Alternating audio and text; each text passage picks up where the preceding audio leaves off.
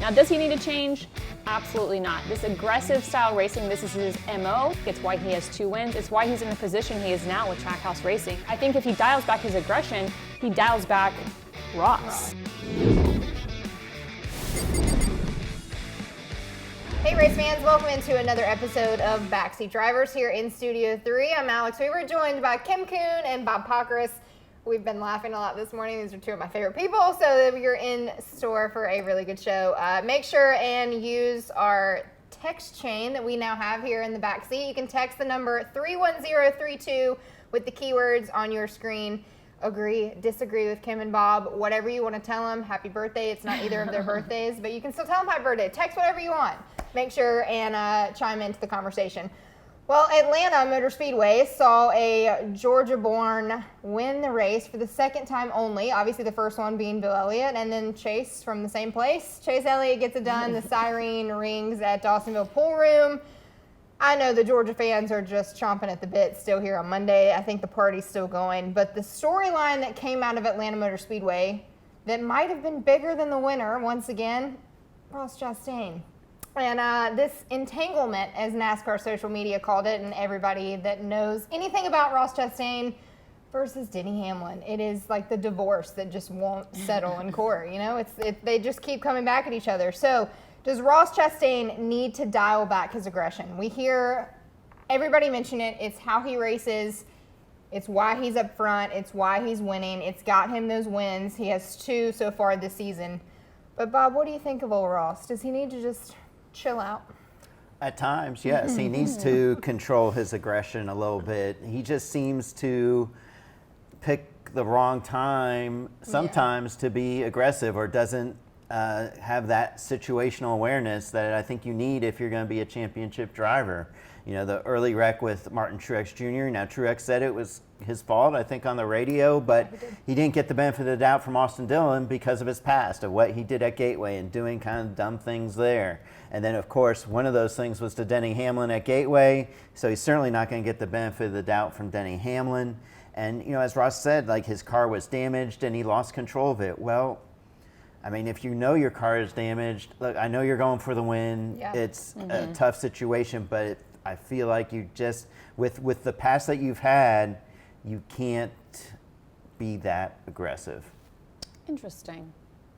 I agree with Bob in the sense that I don't think he gets the benefit of the doubt.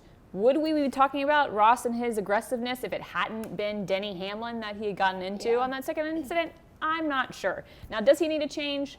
Absolutely not. This aggressive style racing, this is his MO. This is what gets him up in the top 5 week after week after week. It's why he has 2 wins. It's why he's in the position he is now with Trackhouse Racing. He is a fighter, tooth and nail. He's done that through the Truck Series, the Xfinity Series, his time in Cup, even before moving to Trackhouse Racing. So I think if he dials back his aggression, he dials back Ross, who he is. Now, what he needs to do is he maybe needs to rethink how other drivers are going to race him. I think he's kind of like forgotten about the fact that we still have 17 races left and 10 playoff races of those 17. Are these drivers that are upset with him holding back? I think so. I think he has a target on his back. So he might just need to rethink how he's going to get raced by other drivers, but I don't think he can let up on the aggression, because I think that is what could win him a championship. It could also lose him a championship if he gets bitten by some of the other drivers, but he's racing aggressively and he's winning. We know Ross is aggressive. We know Joey Logano is aggressive. Joey owns it. Like, yeah, I dumped him. Yeah, I did this. I am personally exhausted from the narrative of I'm going to do it, and then I'm going to say that it's my fault, and I deserve what's coming to me, and I'm this, oh, woe is me. You did it. Just own it. Like, be the person that's not liked. You know, stop. I don't know how that switch flips with Ross, but if you're going to do it, just do it. But yeah, which is weird though, because like he doesn't want friends, so why doesn't he just be like, you know what? I did it intentionally. The book is just not writing itself here. So, Bob, if you're a driver though, do you like racing against Ross? I don't like racing against Ross because he's beaten me a lot, right? Yeah. I mean, you know, he's and he hasn't in the past, right? So he's a new guy where'd he come from? Where this, you know, Trackhouse buys Ganassi and they're running a lot better than what Ganassi was running. And so that's frustrating, number one. And, look, this sport is about give and take. And it's frustrating if you feel like someone is doing a lot more taking and virtually no giving. If you're Kevin Harvick, you're not like, who is this guy? Because remember their little tiff in the Xfinity side of things a while back, a couple years ago, and you know what?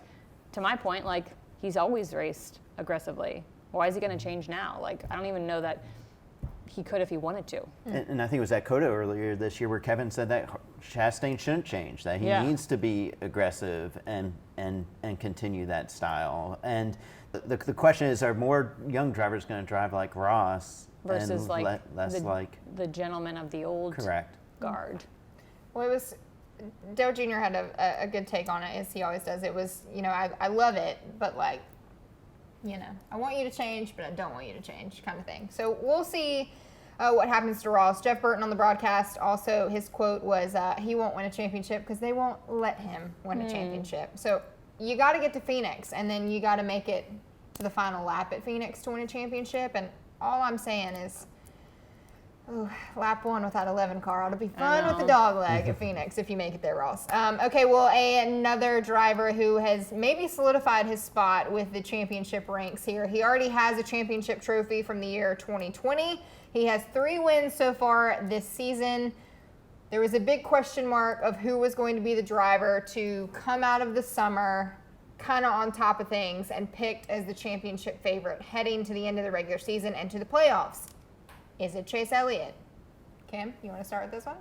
I'd love to start. It's not Chase Elliott. And exactly because of what you said, drivers that come up during the summer, we're in the middle of the summer, we still have 7 races before the playoffs start. Now 7 might seem like a lot to some people and a little to some of those drivers that don't have a win yet, but Chase is not the championship favorite yet because each and every weekend there are 15 different drivers that can win, 20 that can win. There's so much parity, and our championship favorites, when we've had them, have changed dramatically from the beginning of the season. I think that's going to continue. Now, Chase is obviously the regular season favorite. I think he wins the regular season championship, but I think it's just way too early to say, oh, this guy is my championship favorite. I don't know that you can have a championship favorite with 17 races to go.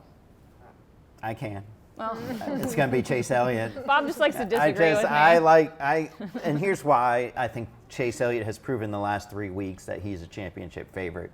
He wins at Nashville. He doesn't win at Road America, and he's frustrated by it. He gets passed by Tyler Reddick. Said he gave one away. Said he gave one away.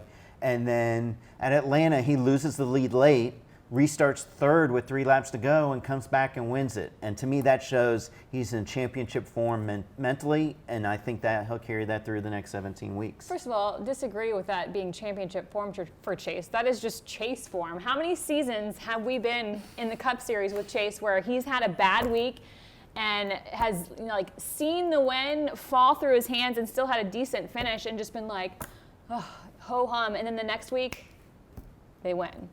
Or the next couple of weeks, they rebound from it. That's just like typical Chase, and that's because he is a race car driver, and he uses that as motivation. Like, I don't know that this necessarily means like it's championship form. It's just Chase form. Who's your champ pick right now? How can I pick a champ? Okay, I didn't know if you had like somebody. I know. Is your champ pick right now Chase? I have right Chase now. Wins. Okay. I mean, I threw away my paper. I have zero clue who's going to win. Give me a dart for the dartboard because at this point it could be anybody. Yeah. All right, well, 4 drivers who are below the elimination line, and we always like to play this hypothetical situation that if the playoffs were to start today, Bob obviously has Chase Elliott winning the championship right now. So let's play a little game of who below the line can get above the line. So right now we're looking at Kevin Harvick is the first one out with 19 points below the elimination line. Eric Almirola, Eric Jones, and Austin Dillon round out those 4 bubble drivers. So go on, Bobbers. Who below the line? You have Bubba Wallace. We'll let Kim get her paper. You have Bubba Wallace down there. Also Ricky Stenhouse Jr. We're heading to some super speedways. We have road courses. But who gets in? I'm going to go with Kevin Harvick because I don't like to bet against Kevin Harvick. Wins in or points in? I think he's going to have to win to get in. Right. If you're going to ask me what track he's going to win at, my best guess would be Michigan. All right, Kim, what driver below the elimination line is most likely to either win or point their way in? I'm going Ricky Stenhouse Jr., and I'm looking at that Daytona final regular season race. We saw him up front this weekend, super speedway style racing. I think we're going to see big things from him when we get to Daytona. So it's going to be the waiting game for them, but I think they're going to be the ones that slide into the playoffs via a win, the last race of the regular season. It's a walk-off win. It's a walk-off win. Okay, love that. William Byron got that a couple years ago. I am going to go with Eric Jones. I picked him to win at Atlanta. He has been oh so close when it came to that super speedway win. I don't know how many times. So it's either going to be Talladega or a walk-off win at Daytona. I'm going with the 43. And for our friend Kyle Petty. Just want the 43 in victory lane. Okay, well, another driver who does not have to worry about a win this season is the 18 of Kyle Busch. But he is worried about something else, and that's this little thing being signed on the dotted line on a piece of paper. We don't know what is going on with Kyle Busch. We've talked about it several times here on Backseat, but it's still a question mark of where Kyle Busch will be next year. So lucky for us, we have two folks here that are in the media center. They talk to drivers. They're around racetracks. So Casey, I'm starting with you on this one. What's going on? Why do we not have a deal at Joe Gibbs Racing yet? I don't know what goes on behind closed doors. Kyle Busch obviously frustrated by the situation. You rewind a handful of weeks back to Dover when this whole thing hit a fever pitch, and he had some spicy things to say about where the contract stood. It is amazing to me that they haven't figured it out, but I don't think that's necessarily affecting the performance we're seeing from Kyle Busch. I think we would see this regardless of whether or not that contract was signed, and that's because just the overall inconsistency we're seeing across the field from most of the teams, and then specifically Joe Gibbs Racing. It's like some weeks they're in the mix, and it's like they could win this, and they do win it. You know, you have Denny with 2 wins on the season, and then it's like, Truex, where are you? Where are you? So I think it's just more of a team thing and an organization thing in terms of the performance we're seeing from Kyle versus like him being nervous. Because let's be honest, even if he didn't sign with JGR, there are sharks in the water waiting to jump. So it's not like Kyle Busch isn't going to have a contract for next season anywhere. It's just like, let's get it figured out. In your opinion, is he at Joe Gibbs? Yeah, I think they work it out. I don't know what that looks like in terms of length of a next contract or who that sponsor is that's going to slide in there. I would think people would be chomping at the bit. It's only a matter of time before Kyle resigns. I think the way the car handles and the frustration of the next gen car in the sense of that he just doesn't know what they can change yet to make the car better, right? He was used to so many different... And he loved practices. And he loved practices. He loved to practice. So all the tools that made him really good, he doesn't have as many anymore. And so I think that's what gets him frustrated. And I think, when they're not at the point where he feels like he needs the car to be, he's frustrated because he doesn't know how to get it to where it needs to be. And I think that's in his head a lot more than the contract. Now, I would say that if there was somebody else out there ready to sign Kyle Busch at the money that he wants, he would have signed and be gone for next year. That's the way I look at it. Like, I think if there was somebody who could offer him what he wants, but I don't think anybody has the...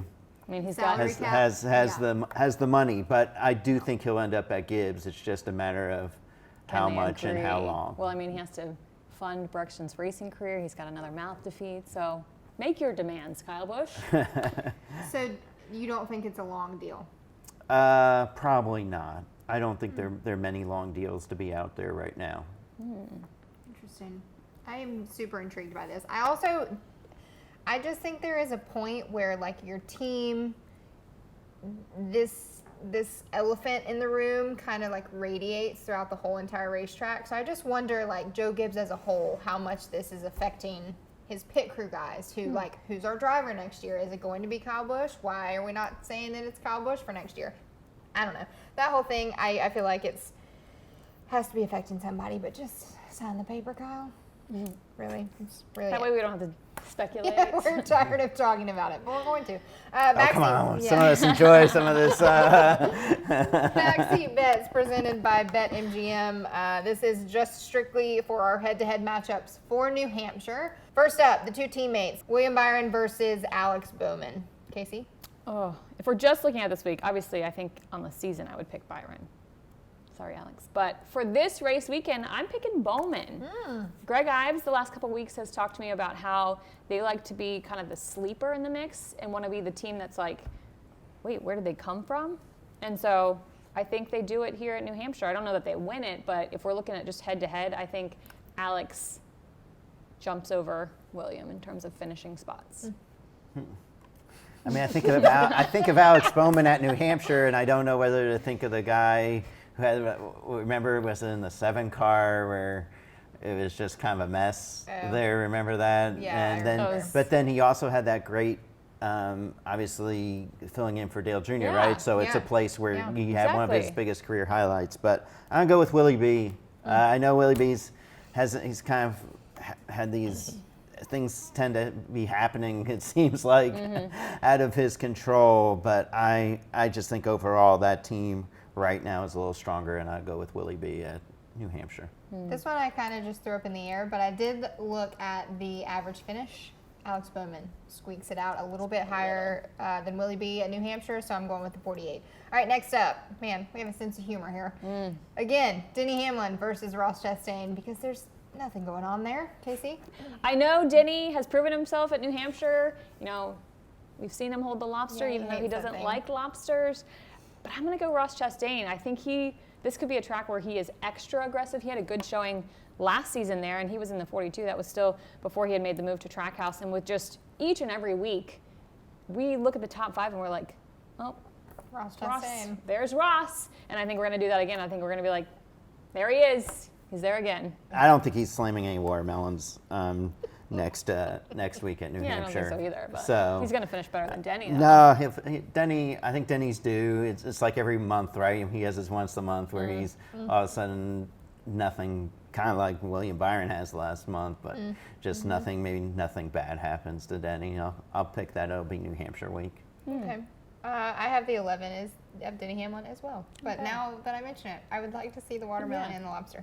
Next up, Eric Amarola versus Austin Cindric. The 2-car had quite the day at Atlanta. Was not expecting that one. Wow, they rebounded. It's like they could not get that car to do anything Austin wanted, and then they made the right P3. changes. P3. Yeah, and he rebounded. He's proven himself as a super speedway style racer, but the thing is, we're not at a super speedway headed to New Hampshire. We're at a short little track. So I'm going with Eric Amarola. He won there last year. I don't think he's going to repeat, but I just think Eric, I know Austin kind of is in this position where they're a little worried about their playoff spot because I think they're like the last in the grid of the guys with a win. But I think the heat is on more so for Eric and Drew Blickensturfer and that team, and I think they try to make big things happen this weekend in New Hampshire, and so I think they end up getting a better result than Cindric. I agree with Kim in the sense that they're looking at this race and they'll potentially take a big swing, but I think they miss the ball. Or they either miss the Bob just ball wants to or they disagree have with an me. error or something. Like I think that there's they're so focused on doing well at that race. That they trip themselves up? Yeah, either they trip themselves up or they just do a strategy that doesn't work out. Okay. I think Austin Cindric has the chance to just, let the race come to him. And, like I think Cindric will probably end up, 8th to 15th. But I just. And you think Eric is going to be worse than? I think he'll be worse than them. I think they'll take a swing, and I think maybe they'll take a chance. And I think Bob just likes to disagree with me. Is Things what I won't think. go their way. All right, Eric Amarola, 16th at New Hampshire. Definitely. All right, next up, the 2 buds, Chase Elliott versus Ryan Blaney. Bob, we'll let you take first on this Well, one. I mean, I've just been on the Chase Elliott train today, so I'm gonna go with Chase Elliott over. It's a siren. It doesn't sound like it, but pretty close. Okay, go.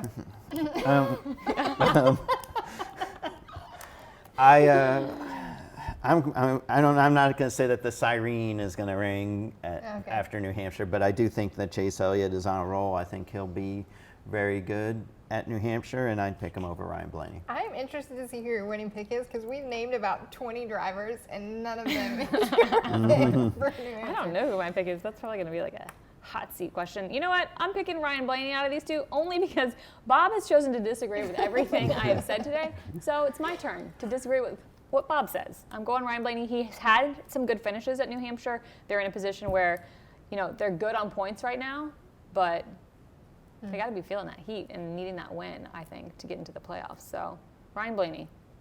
I am Team KC on this one. Chase has an average finish at New Hampshire of 18.7. Ryan Blaney, 9.7.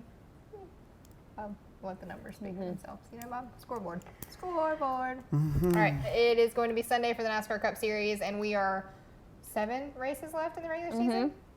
That's a lot, but not that much. So New Hampshire first up on the list of those 7. Kim, who you got? I'm going with a New Englander. Does that give you any hints on who I'm picking? Kinda. You know, don't you? I know. I hadn't really even thought about this guy, and then it popped in my head. The same. I'm gonna go Joey Logano Yeah. for the win at New Hampshire. He's gonna bring home one for the Northeasterners, and not only that, kind of to your point about Denny Hamlin, kind of, you thought he was gonna be good this coming weekend because it's like, you know, all of a sudden. It's a Denny's race, and then I think the same with Logano. He's had that same sort of season. It's like they'll have bad races, and then all of a sudden Logano's victory lane, and then you know some iffy races, and then all of a sudden again Logano victory lane. Well, guess what? This weekend, all of a sudden Logano back in victory lane. Well, the two that disagree, man, oh man, Bob. Well, Is that who you picked?